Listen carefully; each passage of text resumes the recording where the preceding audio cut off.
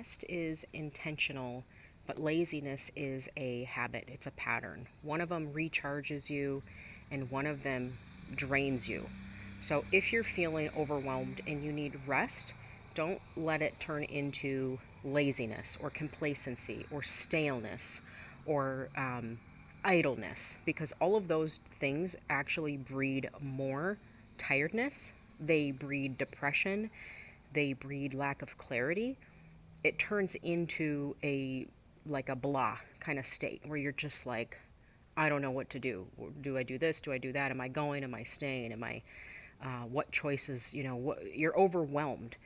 And so if you're feeling overwhelmed, don't make yourself more overwhelmed by sitting in that state. Take rest, take a break, and the best things that I can recommend if you're feeling that way are walks. When you walk, your brain actually has more activity than when you're sitting. And a lot of times, ideas will come on a walk. You'll get a fresh perspective, a fresh idea will kind of float in.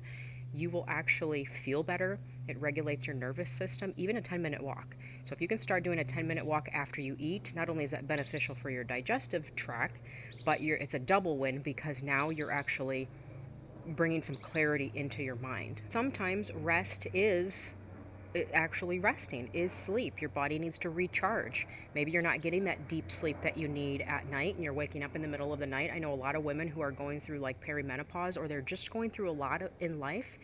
You might be able to fall asleep, but you can't stay asleep. You wake up and you can't fall back asleep. And that happens to me sometimes, actually frequently, because your mind is racing and all of a sudden all these anxious thoughts pop in. And a lot of times that's just a sign that your hormones need a little bit of balancing and your life may need a little bit of order. When you have order in your life, and when a woman feels confident and safe, and knowing that it's not like, let's say you moved and everything's in boxes, it's just part of the process that it needs to get put away. So that's not necessarily a sign of disorder. That's just a sign of progress or part of the process. Same thing if you're painting a picture and it's messy in the middle of the picture. That's not a sign of disorder. It's a sign of the process.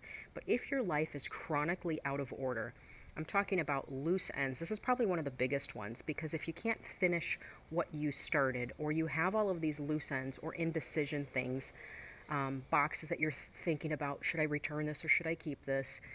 You're not sure what to do in the closet. You open up a drawer and it's a mess, and it triggers you, and you're like, oh, I got to deal with this. Why do I have 10 spoons? Why do I need this gadget I haven't used, that I was told it was a must have, and now I've never used it and it's just taking up space. All of those things are just producing more of what you don't want. So you have to start unpacking the things that are making you feel overwhelmed, and take the time you need to clean your life up.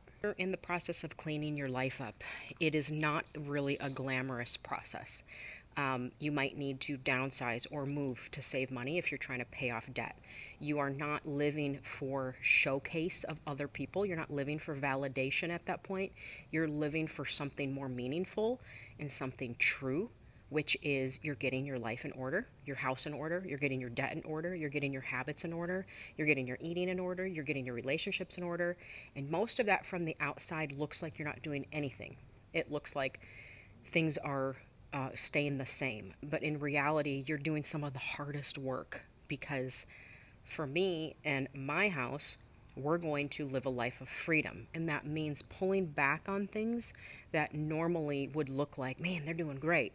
And you have to remember, when it looks like you're doing great, and I have experienced this firsthand so many times, everybody wants to be your friend. Everybody wants to piggyback on top of your progress.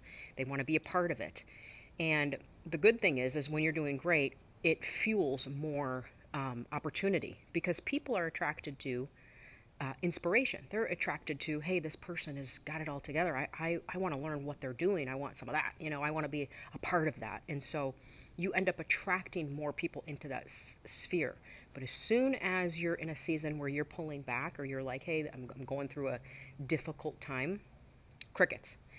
People do not want a part of that. In fact, they will be, some of the people that you walked with closely will be the first people that turn around and say, and mock you or judge you, or I've had people that they wish you fall. I had somebody write me a letter once that said, I hope your whole life falls apart. And was it hurtful? Yeah. But what I did is I prayed for that person and I thought, man, they must have some serious, serious guilt, serious shame that they would wish that upon somebody that they used to call their friend. And I prayed for them. And I thought, I hope you never go through the difficult things that I have gone through. And when you expose yourself to people and you share with them the difficult things, you have to be willing to risk that sometimes those people will turn it around and be the first people in line to poke and prod. It's all kind of part of the process. I think you can use it, you can let that harden your heart and turn you into somebody who's really jaded and somebody who doesn't trust or who doesn't share things. I've always been somebody who I like the heavy talk. I'm not really a chit chatter. I'm not really a, hey, how's it going? I'm more of a like, let's pray. What can I do to help you? What are the deep things that are keeping you from being your best? And that's just something that I find more joy in seeing somebody have a breakthrough in their life than just being like, let me know if you need something. I'm here for you. No, I want to dig deep. What can this 30-minute conversation, what kind of breakthrough can we get together in this? And that's when people, that's the sharpening of the friendship, is because you're like, man, I just opened up and was really vulnerable. Now this person could take it and judge me for it. They could take it and turn around and mock me for it. They could spread lies and rumors. They could look down on me for it. They could think, oh, yeah, she's not as great as I thought she was, whatever. Um, or they could pray with you. They could walk with you. They could truly want to see you climb higher. And sometimes it's hard to tell at first when you're friends with somebody what their intentions are, if they truly want your best. The biggest thing is when you are climbing, a lot of times people are like, yeah, go, I got your back, I'm rooting for you. But when you reach that level, then they're like, oh, you're you're so self-absorbed. I'm like, well, 6 months ago you were telling me to, yeah, lose that weight, eat, get do that, grow that business. Oh, now look at you, think you're all that or whatever. And it's like they root for you when you're growing, but when you finally become what it is you were trying to become, and really it's just a reflection because they didn't. They're still down there, and sometimes people don't notice the transformation until they're like, whoa, okay, that person really transformed.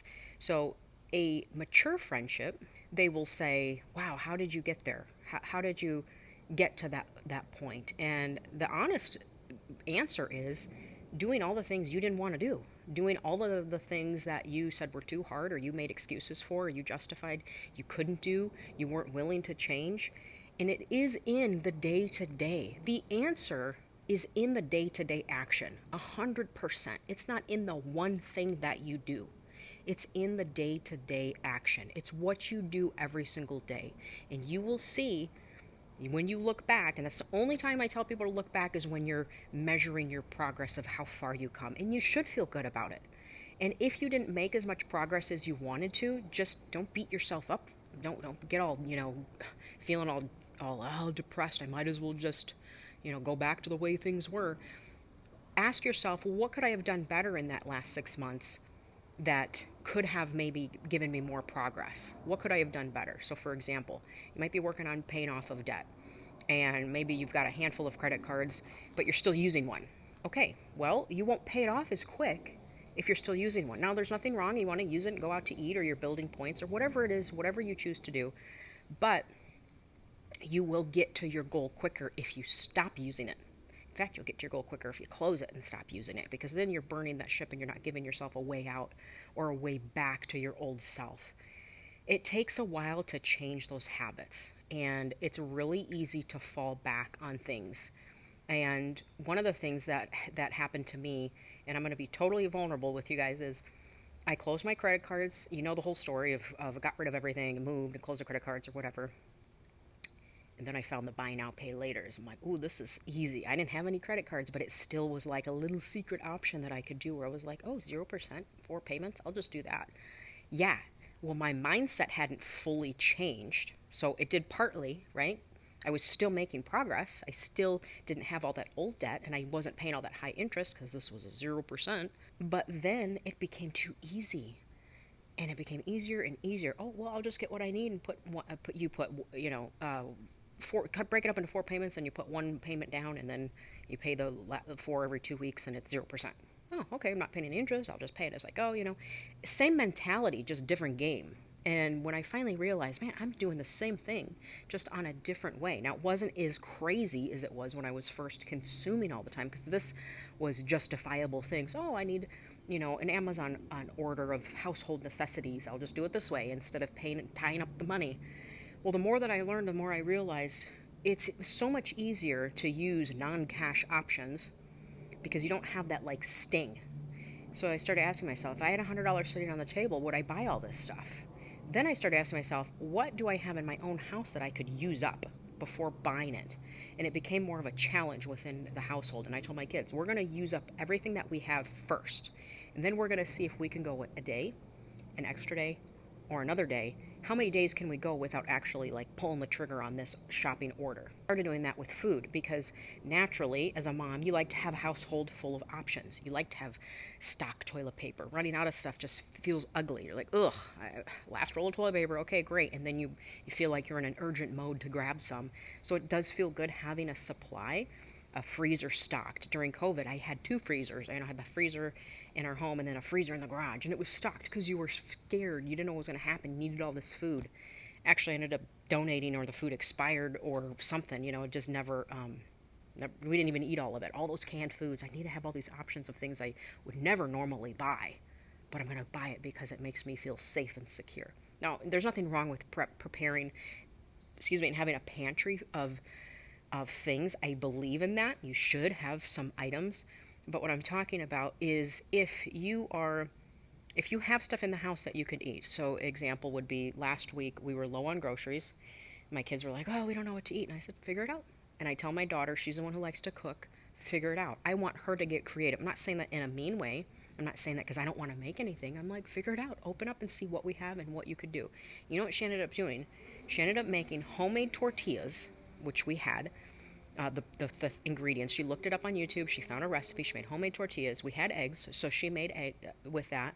We had a little bit of sausage in the freezer of that organic chicken apple sausage, like 3 of them, 3 little patties. So she cut them up and she cooked them, and then she made burritos. She made egg burritos with that, and there was some salsa too. A little jar of like a little bit of salsa. There was no chips. She put a little salsa on it. I'm like, you just made a delicious breakfast that's high in protein with homemade organic tortillas. When an hour ago you said we don't have anything. Yeah, they didn't have the bag of chips to dig in. They didn't have the string cheese and the yogurts and the convenient things. So when you're changing that paradigm in your household, you have to delay things. And so I told them that we're going to delay things because we're going to learn to use what we have. And actually, we didn't end up buying groceries right after that. We didn't even end up buying them the next day because there was leftover tortillas that she had. And I don't know, one of the kids put jelly on one and ate it, and you're like, oh, this is delicious. Made like a jelly roll or something, and then they made another burrito for dinner. They were fine. That's fine. 2 burritos with eggs. That's high in protein. That's great. So what I'm saying is sometimes you have everything that you need. It's just your mindset that thinks, oh, I better go out and get more. I got to get more, and that's one of the oh, is that a bug crawling on me? Hold on. You're practicing self-control. And you're practicing mindful living. You're practicing and you're teaching your kids to get creative, to not just reach for the easy thing. It would be very easy if I just filled the house with a bunch of easy snacks. It's summertime. Let's just eat all these easy snacks. Sometimes we do. But not every grocery trip am I going to buy the snacks. Sometimes I will buy one and not the other. Sometimes I'll get ice cream and sometimes I won't. And so you're teaching them to, one, delay the pleasure of the instant gratification. And because we get grocery delivery, I usually do it at night for an early morning delivery. So the food's there when they wake up, the fridge is stocked. And they open it up and they're like, oh, you got groceries this morning. Yeah, it was delivered at 6 a.m. And it was delivered at the door. It's so convenient. But what you're doing is if you want to change these habits to really be mindful and save money and be mindful with your money, you don't need to overdo it every time you go grocery shopping because you have a fear of not having enough. The fear of not having enough makes you overindulge. It makes you overspend. The fear of missing out on something, missing out on a sale or missing out on a season. I had somebody ask me the other day, they wrote me on my Instagram, they're like, you're just skipping over fall? because right now I'm going through a lot of my Christmas stuff because I'm purging. I'm trying to decide. We're in a small apartment. The last time we had a grand big penthouse apartment with 6 Christmas trees. I had a Christmas party that was fabulous and grand, and neighbors and food and jazz, and it was so beautiful. I loved it. Every nook and corner was decorated, and I did that 2 years in a row. It was one of my favorite times. But we're not in that season anymore. We're not having a Christmas party here. It doesn't have to be grand. It doesn't have to be big and ginormous. So I'm bringing it down to the basics because my goal on top of that is getting the rest of this debt paid off. And I'm so close to the finish line. So I'm pushing through, and I have people that will buy it. So I'm like, well, if I have people already lined up that are willing to buy the stuff I have, and it's all beautiful stuff. I mean, you're talking like Pottery Barn in our house. I mean, it's good. It's mouth-watering good. And they'll line up. It's perfect condition, things. So I'm going through this stuff, and I did a little video story yesterday, I think, on my Instagram. I said, I'm going through my stuff, and I'm trying to figure out what I'm going to keep, what I'm going to sell. And it just felt so good getting out. I was playing Christmas music, and I thought, I'll just add, how am I going to decorate this for Christmas? And I just left it out. I'm like, why am I going to pack all this stuff away? I'm just going to leave it. I'm not even decorating for fall because I'm not buying any fall decorations. And yeah, it's July and it looks crazy, and people are like, you're crazy girl." Well, whatever. It works for this time and season in my life. And I had somebody reach out and say, "Why are you skipping over fall? Like, what's wrong with you?" And I'm like, "I'm not skipping over anything. I mean, in your eyes, I am. But again, you got to do what's right for you and your family, and you have to make the moves that are going to support the big goal. The big goal is I'm not going to be in this apartment. The goal it's for a year, no more than a year. Okay, I'm halfway through that, so I'm halfway through that year. I want to push through the next 6 months and get out of here. It's not my forever home. It's not my favorite place to be. I don't love it, but man, it's cheap and the location is great. And so it allows my family time to rebuild areas that we didn't steward properly, and to rebuild areas that we needed growth in, to pay off debt, to really just bring it all in and say, okay, we lived this glamorous, beautiful life for the past few years. I loved it. I did so many beautiful things.